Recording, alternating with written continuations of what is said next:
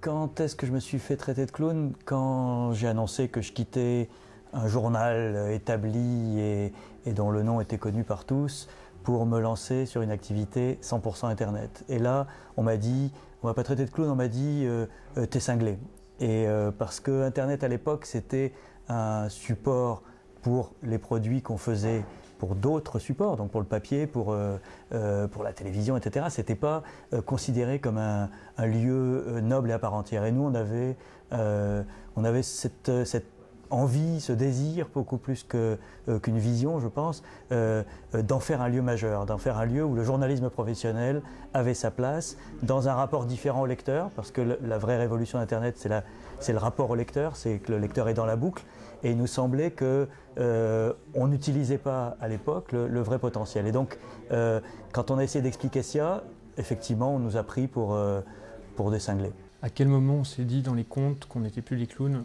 Finalement, assez vite, parce que on savait que ce serait difficile pour la publicité, que ça mettrait du temps à venir. Et dès le départ, on a prévu d'autres sources de revenus, qui étaient notamment de faire des sites pour des clients extérieurs.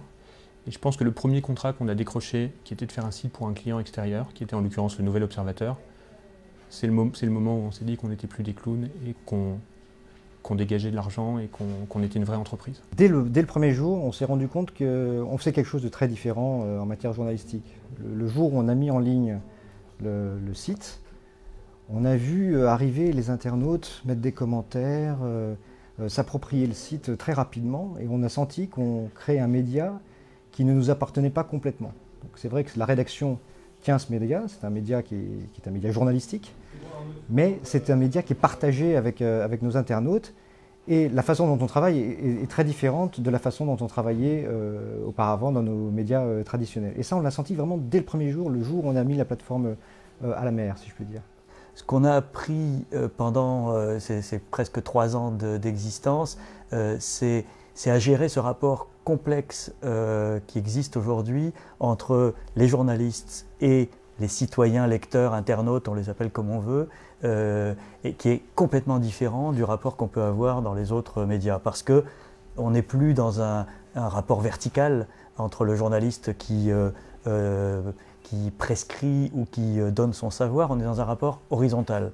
C'est-à-dire que chacun de nos lecteurs, et techniquement c'est possible, peut nous dire ce qu'il pense de ce qu'on fait et peut nous renvoyer à la figure sa propre expérience, sa propre expertise, son témoignage. Et donc c'est un rapport plus complexe qui peut être extrêmement enrichissant si on le maîtrise, si on le dompte, et qui peut être aussi très violent. Donc ça c'est quelque chose que l'expérience nous a amené à peaufiner. On a créé un espace, on a créé un nouveau média, on a créé un nouveau rapport entre le journalisme professionnel et le monde citoyen. Qu'est-ce qu'on fait de ce lieu? Qu'est-ce qu'on en fait? Quel impact ça a sur l'information? Quel impact ça a sur la démocratie, sur le débat public? Comment on passe à une vitesse supérieure? Comment on fait évoluer cet outil un peu magique, un peu encore très controversé? Il y a beaucoup de gens qui ne supportent pas cet espace de débat non maîtrisé, non contrôlé, non balisé qui s'est ouvert sur Internet. Donc qu'est-ce qu'on en fait? Et je pense que c'est un vrai enjeu de débat entre tous les acteurs de ce jeu, c'est-à-dire les journalistes, les lecteurs. Nous, on fonctionne beaucoup comme ça, c'est-à-dire qu'on a chaque étape de la vie du site depuis sa naissance a été mise en débat sur le site, avec les internautes, comment on gère les commentaires, comment on gère les contributions, etc. Et je pense qu'aujourd'hui, la question est plus large. Qu'est-ce qu'on fait de ce lieu qui a été ouvert, de cette brèche qui a été ouverte dans le débat public?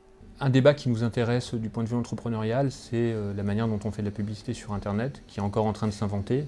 Et de la même manière qu'on invente une nouvelle forme de journalisme, il y a aussi des nouvelles formes de publicité à inventer. Aujourd'hui, ce qu'on voit, c'est des bannières. On sait que ce n'est pas pleinement satisfaisant. Et nous, ce qu'on aimerait, et pour ça, on ne peut pas le faire seul, on a besoin de l'aide et de l'avis des lecteurs, mais aussi des professionnels, c'est inventer des nouvelles formes publicitaires. Il y a un débat qui reste, à mon avis, toujours d'actualité, c'est la question de la gratuité de l'information, donc de sa valeur.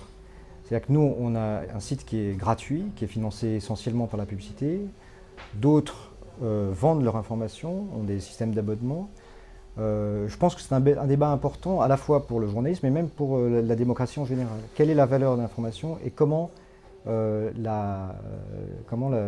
donner un prix ?